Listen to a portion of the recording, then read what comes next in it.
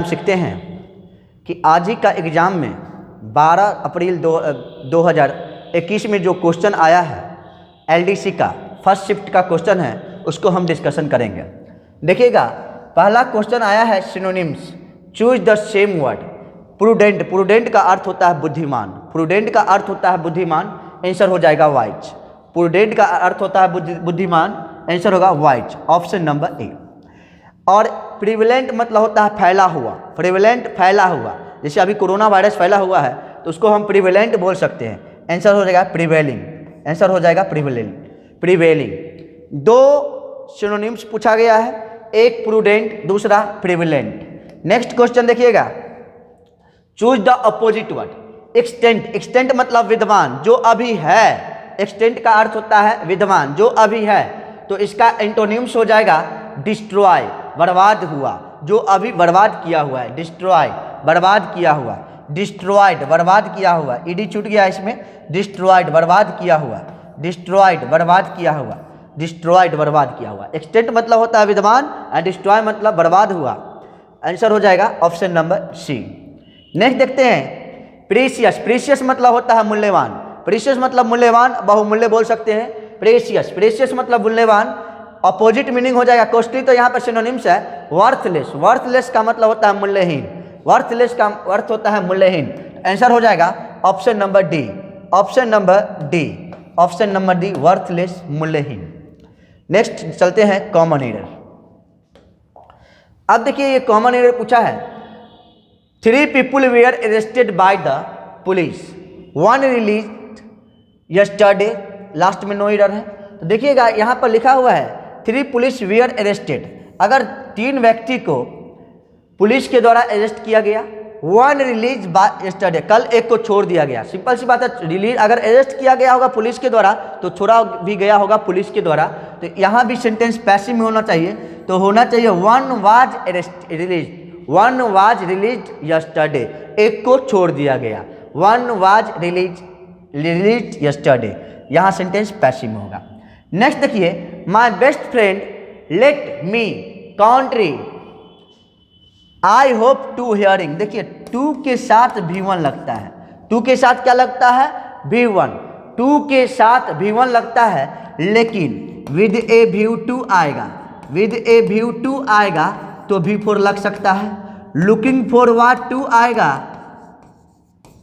Forward to आएगा तो V4 लग सकता है, लेकिन टू के साथ ज़्यादातर V1 ही लगता है, इसलिए टू हेयरिंग के जगह टू हेयर होगा, मतलब हेयरिंग के जगह हेयर होगा। टू के साथ V1 लगता है, इसलिए टू हेयरिंग नहीं टू हेयर होगा, ऑप्शन नंबर होगा सी। चलिए नेक्स्ट क्वेश्चन देखते हैं,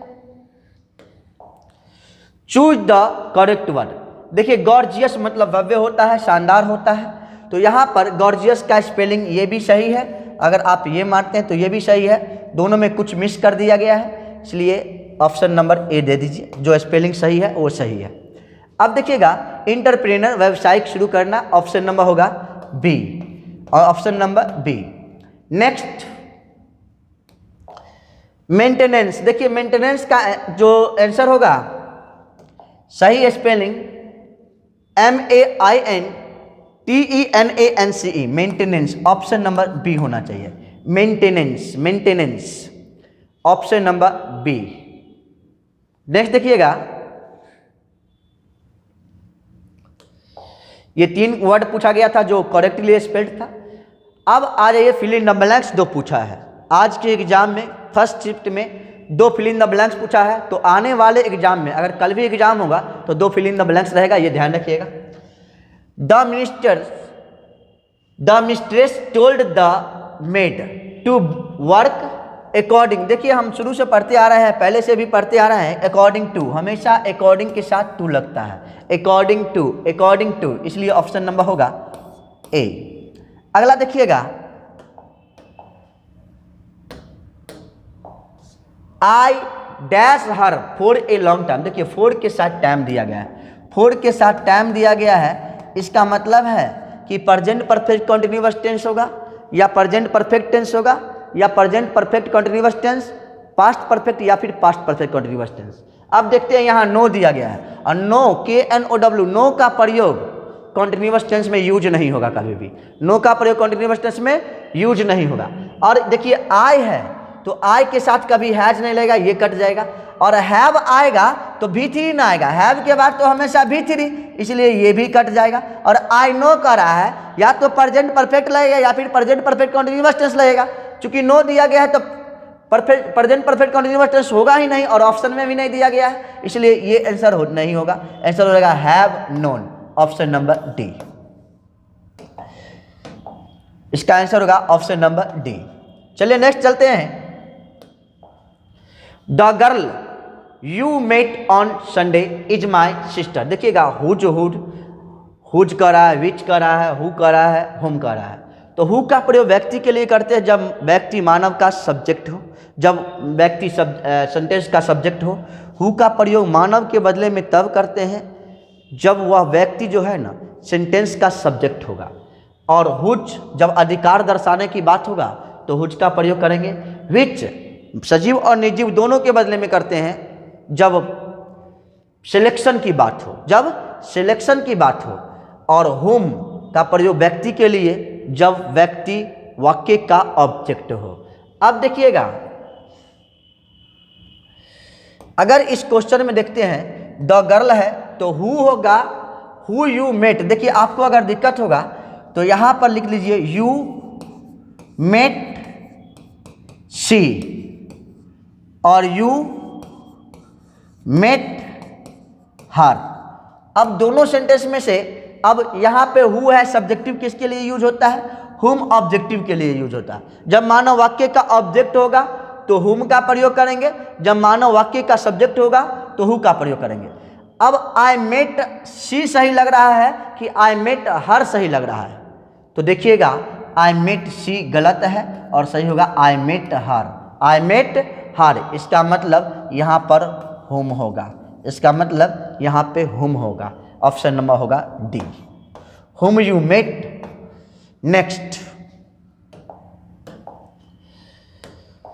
ये है इंप्रूवमेंट का question. Will you kindly open the note. देखिए कोई भी गांठ को अगर खोलना चाहते हैं, दरवाजा को खोलते हैं तो ओपन द डोर बोलते हैं, लेकिन गांठ है यहाँ पे, गांठ को खोलने के लिए अनटाई का प्रयोग करेंगे। टाई मतलब जैसे गांठ बांधना होता है तो टाई द नोट बोलते हैं, गांठ बांधना। तो यहाँ पर नोट को बांधने के लिए टाई का प्रयोग, तो नोट को खोलने के लिए अनटाई का प्रयोग करते हैं। ऑप्शन नंबर ए होगा। नेक्स्ट चलते हैं, हिज पावर डिजायर्ड। देखिए ये क्वेश्चन इससे पहले भी आपके क्लासरूम में भी चल चुका है, सेम क्वेश्चन चल चुका है और वही क्वेश्चन आज पूछा है। अब देखिएगा his power desired brought up, underlining जो दिया गया है, अंडरलाइनिंग दिया गया है हिज पावर डिजायर्ड पे, हिज पावर डिजायर्ड पे। तो अब देखिए एक वर्ड होता है डिजायर और एक वर्ड होता है डिजारियस। डिजायर के साथ फॉर का प्रयोग होता है, आंसर होना चाहिए हिज इंटेंस डिजायर, ये नहीं his desired for, his desire for. Option number B, desire के साथ फॉर का प्रयोग होता है। डिजायर के साथ क्या चीज का प्रयोग, फॉर का प्रयोग होता है, इसलिए ऑप्शन नंबर बी होगा। नेक्स्ट देखिएगा,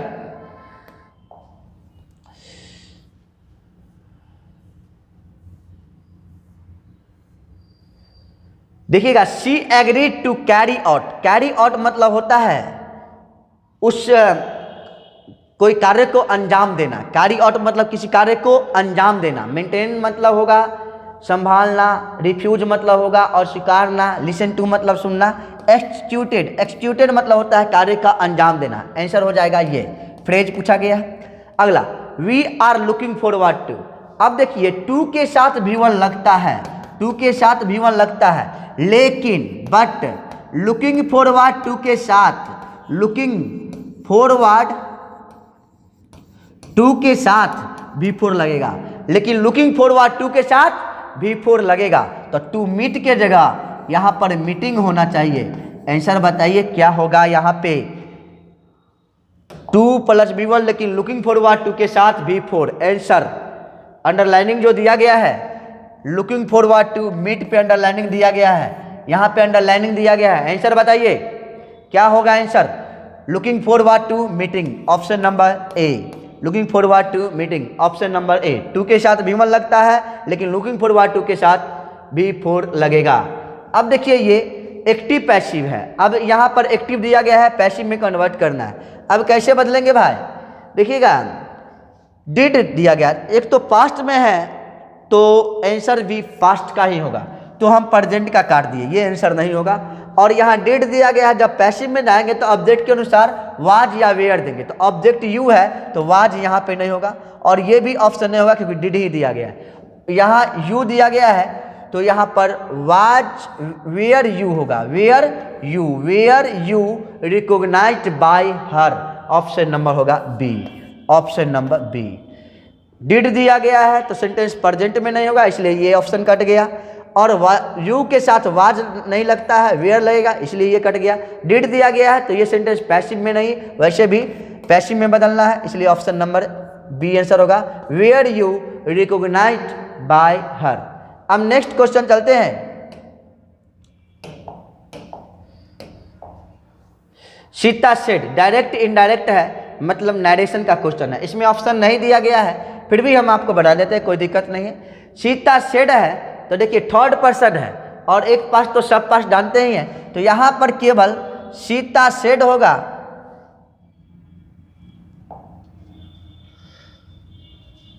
बनेगा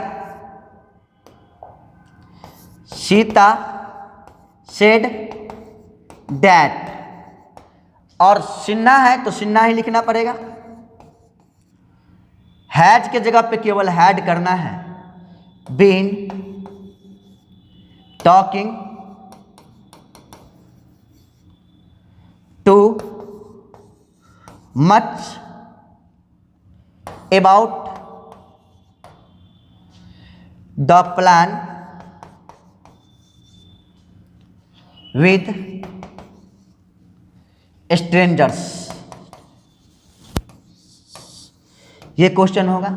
अगर सीता सेड है तो सीता सेड लिखेंगे, कॉमा इनवर्टेड कॉमा के जगह पे डैट लिखेंगे, सिन्हा हैज के जगह पे हैड लिखेंगे, बाद बाकी जो है वो सब लिख देंगे, कोई दिक्कत नहीं है। सिंपल ही क्वेश्चन था। अब देखिए इडियम फ्रेज पूछा गया, ए फार कराए, ए फार कराए मतलब होता है अव्यवहारिक अनुभव, ए फार कराए अव्यवहारिक अनुभव, ए फार कराए अव्यवहारिक अनुभव, ए फार कराए का अर्थ क्या होता है, अव्यवहारिक अनुभव। और एक और क्वेश्चन है, ए फूल्स पैराडाइज मतलब होता है फूल्स पैराडाइज, मूर्खतापूर्वक खुशी, मतलब दिखावटी खुशी बोल सकते हैं इसको, फूल्स पैराडाइज दिखावटी खुशी बोल सकते हैं, फूल्स पैराडाइज दिखावटी खुशी। तो ये था आपका आज का पूछा हुआ क्वेश्चन। इसमें 5 क्वेश्चन क्लोज टेस्ट का दिया हुआ था, जो क्लोज टेस्ट हमारे पास नहीं आया है, जो भी स्टूडेंट्स गया वो सिर्फ क्वेश्चन उतार के लाया था, ठीक। तो क्लोज टेस्ट नहीं आया है, इसलिए क्लोज टेस्ट अभी हम नहीं कर पाएंगे। फिर भी कल भी अगर आप देखना चाहते हैं आज का सेकेंड शिफ्ट का क्वेश्चन, तो चैनल को सब्सक्राइब कीजिए और बेल आइकन को दबाइए, ताकि लेटेस्ट से लेटेस्ट क्वेश्चन आपके पास पहुंचे और उसका सलूशन पहुंचे। धन्यवाद।